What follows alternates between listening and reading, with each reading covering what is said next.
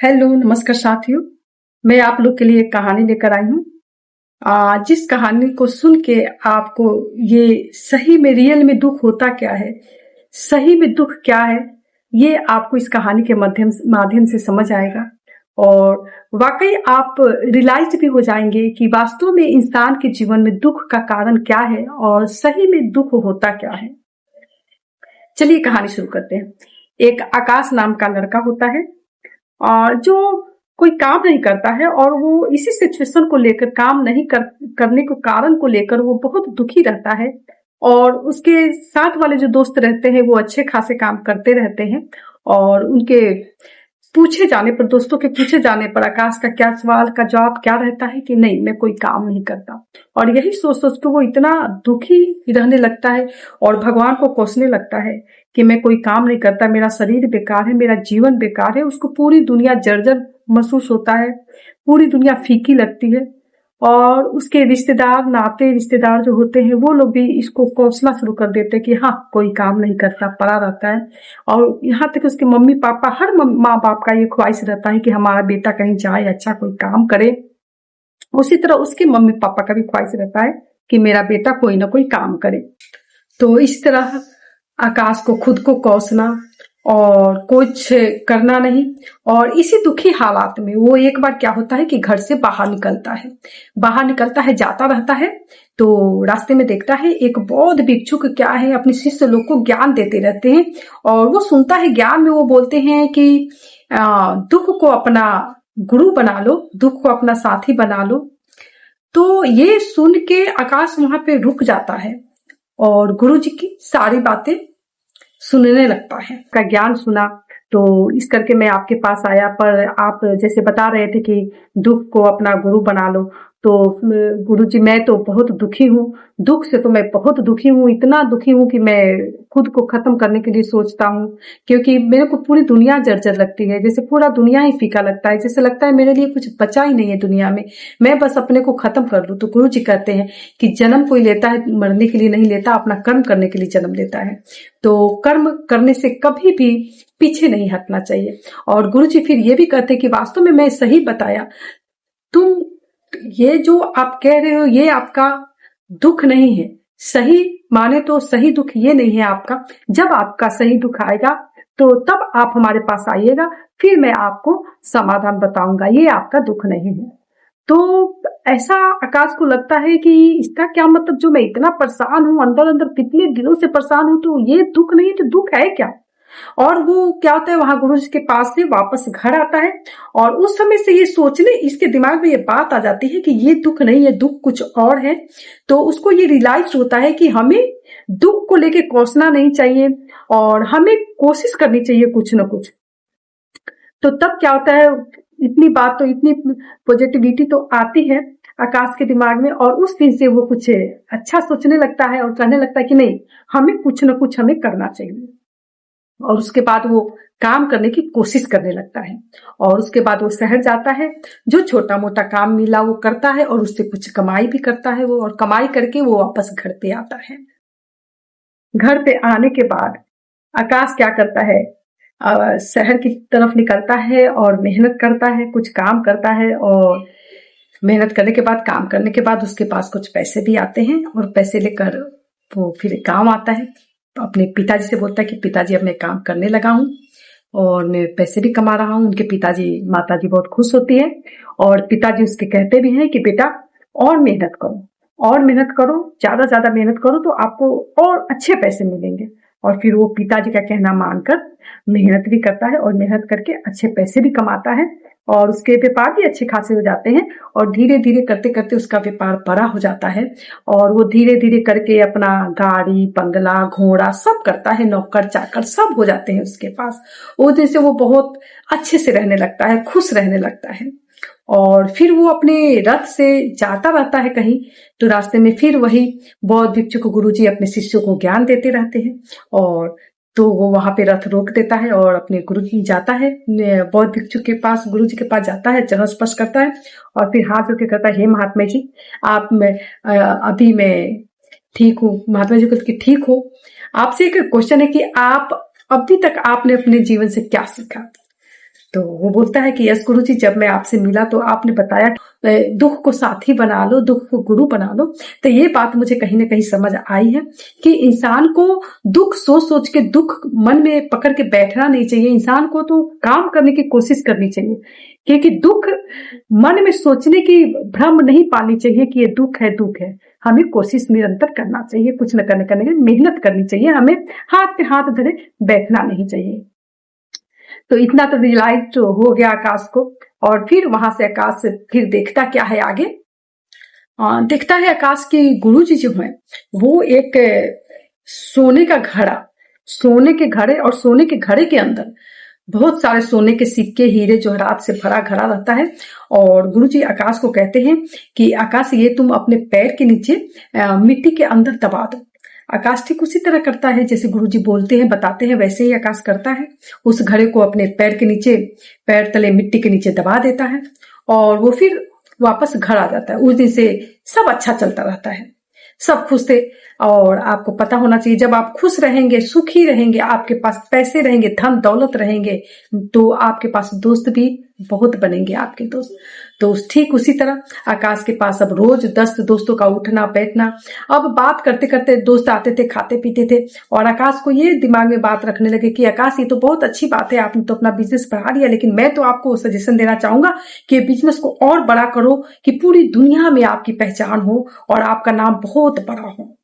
तो ऐसी तरह का बात आकाश के दिमाग में डाल देते हैं। तो आकाश भी सोया रहता है और उसके भी दिमाग में ये बात आती रहती है कि क्यों ना हम व्यापार को और बड़ा करें और बड़ा करें और अपनी पहचान बड़ा करें, लोग मुझे जाने कि हाँ ऐसा बहुत बड़ा व्यापार है, ऐसा जाने लोग मुझे।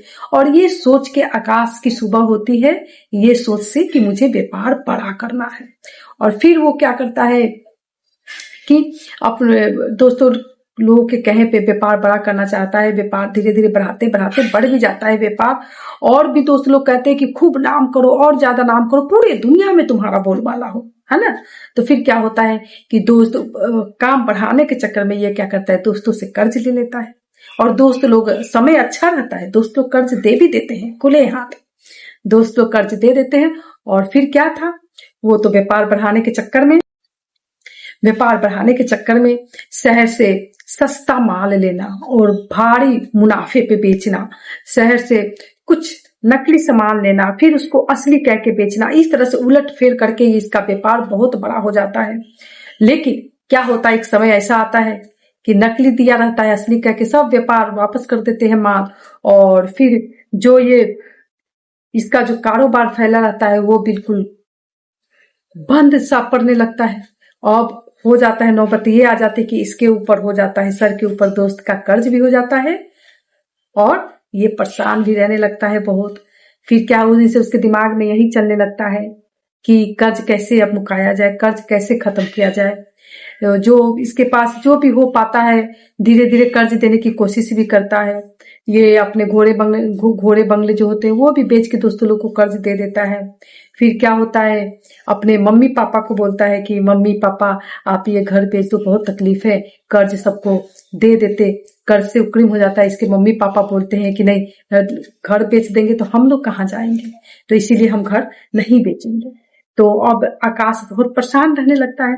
फिर वो जाता है गुरुजी के पास जाता है और फिर गुरुजी से जाके, गुरुजी वहां शिष्यों को ज्ञान देते रहते हैं। फिर वहां जाके नतमस्तक होकर कहता है, हे महात्मे, कि मैं तो बहुत परेशान हूं, मुझे रात रात भर नींद नहीं आती है कि मैं क्या करूं, आप मुझे कृपा करके बताएं कि मैं क्या करूं। तो गुरुजी कहते हैं कि अभी तक आपने अपने जीवन से सीखा क्या। तो ये बताता है कि यस गुरुजी, मैंने सीखा, मैंने तो धन दौलत तो बहुत कमाए, लेकिन जब आपके पास धन दौलत होते हैं तो आपके पास दोस्त साथी भी उतने ज्यादा हो जाते हैं बड़ी मात्रा में। और जब वही दोस्त, जब आपके ऊपर कष्ट आता है तो वो लोग पीछे हट जाते हैं, आपको साथ नहीं देते। तो आकाश ये सारी बातें गुरुजी से बताता है कि जब आप सुखी रहेंगे तो आपके दोस्त बहुत सारे रहेंगे, और वही दोस्त जब आप पे विपत आएंगे तो दोस्त पीछे पैर खींच लेते हैं, कोई दोस्त आपको सहारा नहीं देता। तो गुरुजी उस समय क्या बोलते हैं, आकाश को बोलते हैं कि जो आपने घड़े अपने पैर तले दबाया था उस घड़े को लेकर जाइए और आप इससे काम करिए अपना। तो आकाश भी थोड़ी देर के लिए इसको भी तसल्ली हो जाती है कि चलिए कोई बात नहीं, कि इससे कुछ हद तक तो कर्ज मुक जाएगी, खत्म हो जाएगी कर्ज। और वो कर्ज वो सोने से भरा घड़ा, सोने का घड़ा लेकर जाता है और शहर में बेच देता है, और बेच के जो उसके जो भी पैसे होते हैं उससे ये अपने दोस्तों का कर्ज उतार देता है। फिर उसके बाद वो शहर चला जाता है। फिर एक दिन की बात है, शहर से कुछ कमाई करके घर लौटता है तो सब अच्छा खासा चलता रहता है। लेकिन एक दिन अचानक देखता क्या है कि इसके मम्मी पापा मर जाते हैं, गुजर जाते हैं। तो आकाश के दिमाग में ये बात दिलो दिमाग में छू जाती है कि हमारे मम्मी पापा इतने अच्छे मेरे साथ थे, जिन्होंने एक एक दिन का इकट्ठा करके इतना बड़ा घर बनाया। चाहे मैं भी इतना मेहनत किया, इतना बड़ा व्यापार बनाया, और अचानक वो सब खत्म हो गया। तो वो तो चलो चलता जीवन में चला, आज मेरे मम्मी पापा खत्म हो गए। मेरे मम्मी पापा एक एक दिन का इकट्ठा करके ये घर बनाया, और वो घर आज छोड़कर जो भी उनका करा कराया था वो धरती पर ऐसे ही छोड़ के खुद को वो चल बसे। और ये सोच के वो थोड़ा मन को उसको बहुत ठेस पहुंचता है, और मन तो दुखी रहता ही क्योंकि मम्मी पापा गुजर रहते हैं। फिर वो एक समय जाता है अपने गुरुजी के पास, और गुरुजी के पास जाता है तो गुरुजी द्वारा फिर कहा जाता है कि कैसे हो आप, आज तक का कैसा रहा आपका जीवन। यस, तो गुरुजी द्वारा पूछा जाता है कि कैसा रहा।